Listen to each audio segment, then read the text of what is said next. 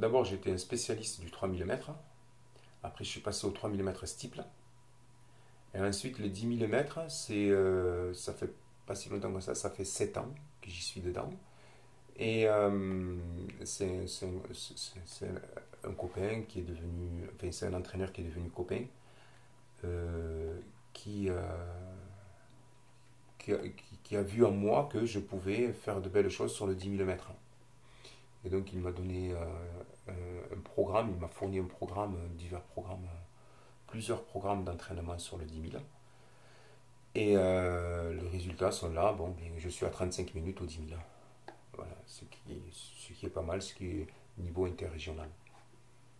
Donc cette discipline, elle se fait sur des parcours urbains, c'est ça ou alors c'est aussi en campagne, Non, enfin, non, non, ce n'est pas vallonné, ce n'est pas un trail.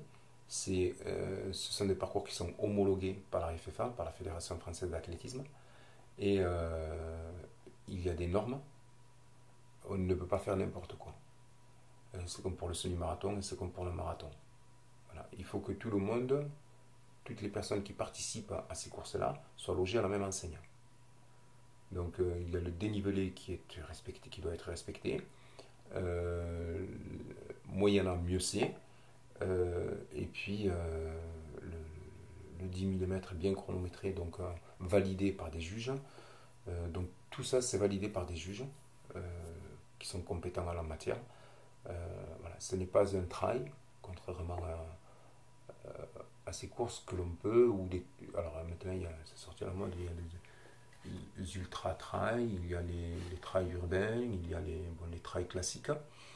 Et là où on peut faire ce que l'on veut.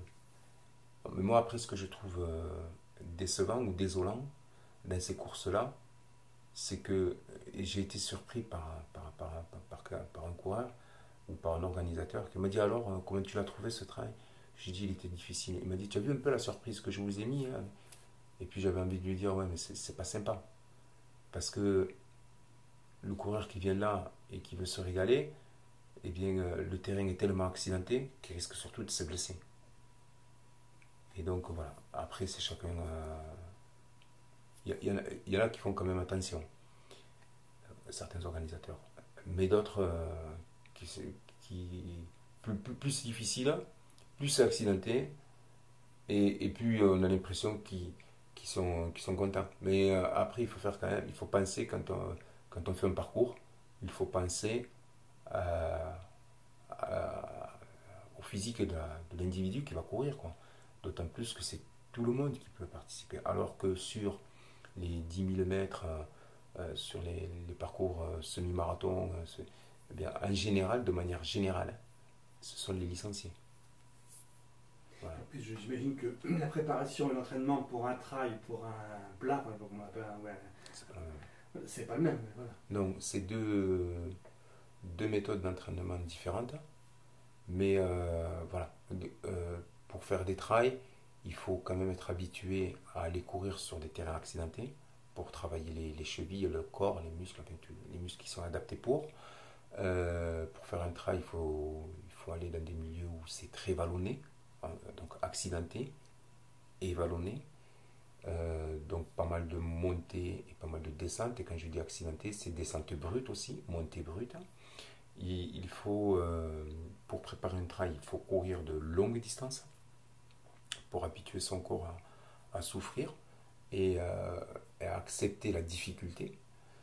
Euh, et pour préparer un trail, il ne faut pas avoir peur de passer beaucoup de temps, entre 1 heure et 4 heures, 5 heures, 6 heures, voilà, à courir. Et puis, ben, voilà.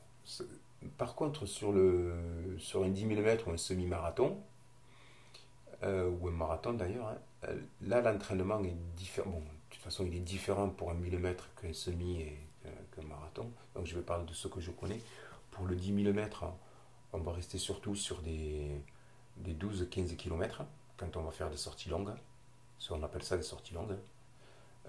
Alors qu'une sortie longue pour le semi-marathon que j'avais préparé, c'était 25-28 km. Ensuite, il y a beaucoup de fartleks. Fartleks, c'est quoi? C'est courir avec de bonnes sensations, mais vite. C'est une sorte de fractionné, mais en campagne. C'est-à-dire que là, on va dans un milieu vallonné. Là, dans un milieu vallonné, pas à l'extrême, pas comme dans les marathons, pas comme dans les trails. Un milieu où c'est assez, un petit peu accidenté, mais pas sans trop. C'est pour consolider les chevilles. Et là, on fait 500 mètres vite, 100 mètres doucement, 500 mètres vite, 100 mètres doucement. Ça, on le fait, c'est une méthode qui vient des pays scandinaves et elle apporte beaucoup. Moi, en tout cas, elle m'a apporté une énorme progression. Après, il y a ce qu'on appelle les fractionnés. Là, c'est sur piste. Et là, on fait, comme hier soir, par exemple, j'ai fait 12 fois 500 mètres. 12 fois 500 mètres, bon, ben voilà, en 1 minute 40, 1 minute 40 à peu près, ce qui fait 3 minutes 20 le kilo. Voilà, donc ça c'est. Et puis, alors il y a fractionné avec Fartlek qui se font dans la même semaine. Alors après, voilà l'entraînement qui se fait pour les 10 000. Après, pour le 20 000, pour le semi, par exemple, j'avais fait des séries de 1200 mètres à 3,40 le kilo. Donc, 3,40 le kilo, c'est 3 minutes 40 secondes le kilomètre.